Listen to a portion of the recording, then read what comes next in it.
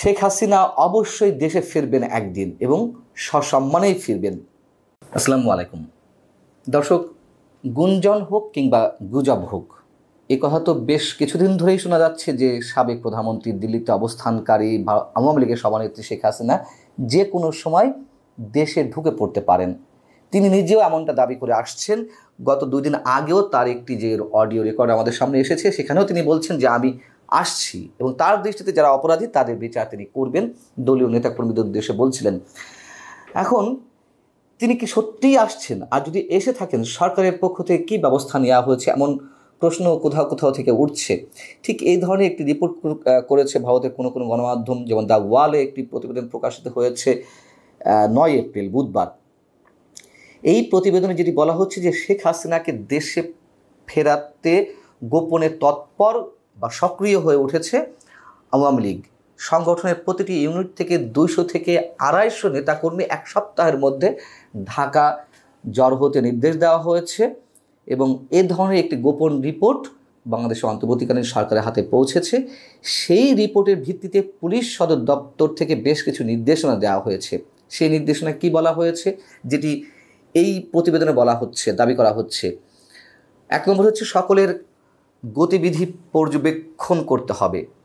যাদের বিরুদ্ধে মামলা, মোবাইল ট্র্যাকিংয়ের মাধ্যমে তাদের চিহ্নিত করে গ্রেপ্তার করতে হবে। 3, গুরুত্বপূর্ণ স্থানে চেকপোস্ট তৈরি করতে হবে। 4, ফেরিঘাট, রেল স্টেশন ও বাস স্ট্যান্ডের উপর নজরদারি বাড়াতে হবে। স্থানীয় রাজনৈতিক বৃন্দের সহযোগিতা নিয়ে ঢাকামুখী কার্যক্রম মোকাবেলা করতে হবে এবং এ ব্যাপারে প্রয়োজনে জামাতে ইসলামী, বিএনপি এবং জাতীয় নাগরিক পার্টি এনসিপি, ছাত্রদের যে রাজনৈতিক দল, তাদের সহযোগিতা নিতে পুলিশকে নির্দেশ দেওয়া হয়েছে পুলিশ সদর দপ্তরের পক্ষ থেকে। এই নির্দেশনায় আরও যা বলা হয়েছে তা হচ্ছে সব ধরনের সামাজিক যোগাযোগ মাধ্যমে নজরদারি চালাতে হবে। আওয়ামী লীগকে অর্থ দিয়ে সাহায্য করতে পারে এমন ব্যক্তিদের বিরুদ্ধেও ব্যবস্থা গ্রহণের নির্দেশ দেওয়া হয়েছে। এমনকি ভাড়ায় চালিত বাস, মিনি বাসের উপরেও নজর রাখতে নির্দেশ দেওয়া হয়েছে পুলিশ সদর দপ্তরের পক্ষ থেকে।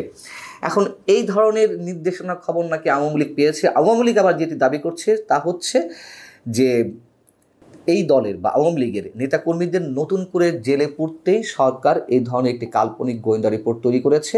সেই সঙ্গে আওয়ামী লীগ এও বলছে যে শেখ হাসিনা অবশ্যই দেশে ফিরবেন একদিন এবং সসম্মানেই ফিরবেন। আমরা জানি না যে তিনি দেশে ফিরবেন কিনা, ফিরলেও কবে ফিরবেন, ফেরার পরে কি অবস্থা হবে।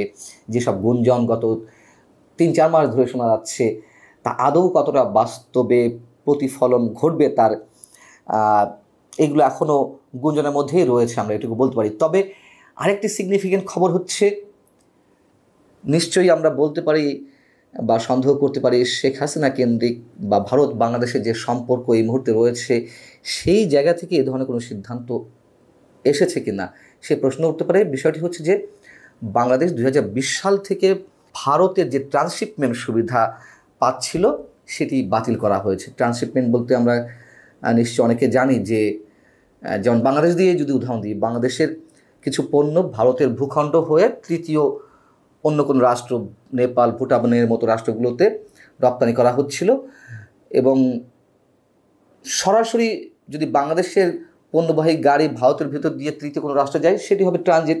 আর ট্রান্সশিপমেন্ট হচ্ছে বাংলাদেশের পণ্যবাহী গাড়ি ভারতের সীমান্তে যাওয়ার পর সেটি আনলোড করে ভারতের গাড়িতে ওঠানোর পরে তারা আবার তৃতীয় রাষ্ট্রের সীমান্তে পৌঁছে দেবে, তারা আবার ওখান থেকে তারা লোড করে নিয়ে যাবে।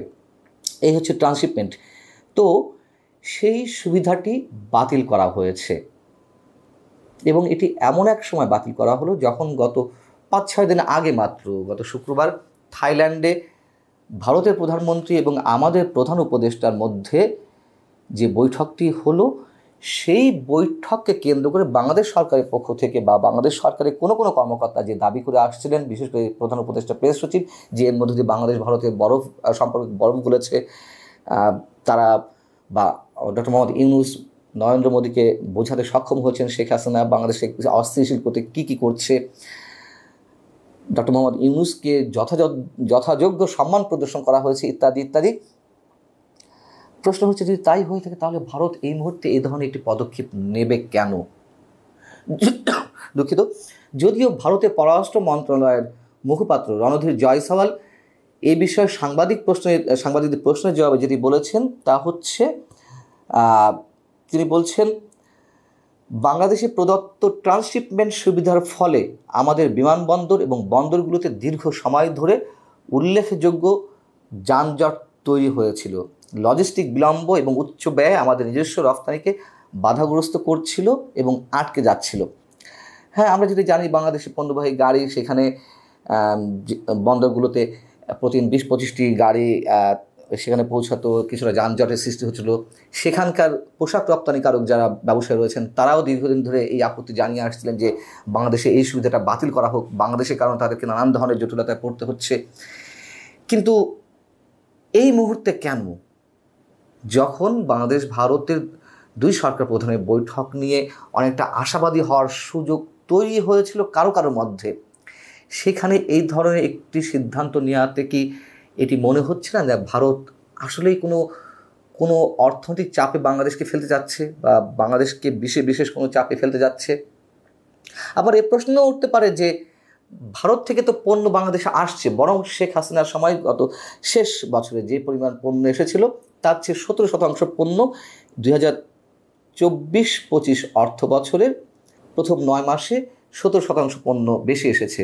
ভারত তো বন্ধ করেনি পণ্য পাঠানো, যদিও পণ্য পাঠাতে গেলে তাদেরও তো অর্থনৈতিক ক্ষতি হবে।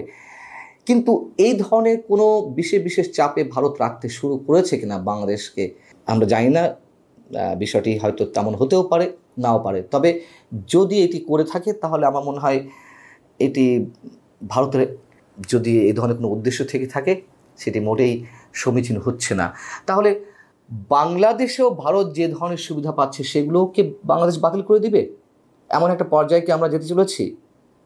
আবার কথাও বলা যায় যে মংলা বন্দর ভারত এবং চীন মংলা বন্দর আধুনিকীকরণের জন্য অর্থ দিচ্ছিল, অর্থ দেওয়ার প্রতিশ্রুতি ছিল। সেখানে চীন সফরের পর বা চীন সফরের সময় আমাদের প্রধান উপদেষ্টা যে প্রতিশ্রুতি দিয়ে আসছেন যে মংলা বন্দর শুধুমাত্র চীনের তত্ত্বাবধানে পরিচালিত হবে বা ব্যবহার করা হবে, যদি এটি হয়ে থাকে তাহলে আবার অন্যরকম হিসাব হয়েছে তো বটেই। এখন জটিল একটা সমীকরণে এসে আমরা দাঁড়িয়েছি।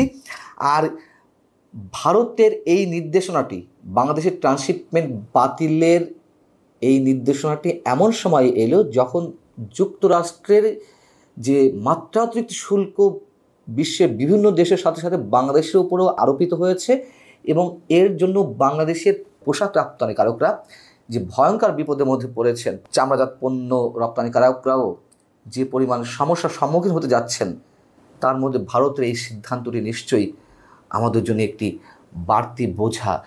এবং এটুকু নিঃসন্দেহে বলতে পারি আমরা যে বাংলাদেশের অর্থনীতি নিঃসন্দেহে ভয়ঙ্কর এক চাপের মুখে পড়তে যাচ্ছে। আল্লাহ হাফিজ।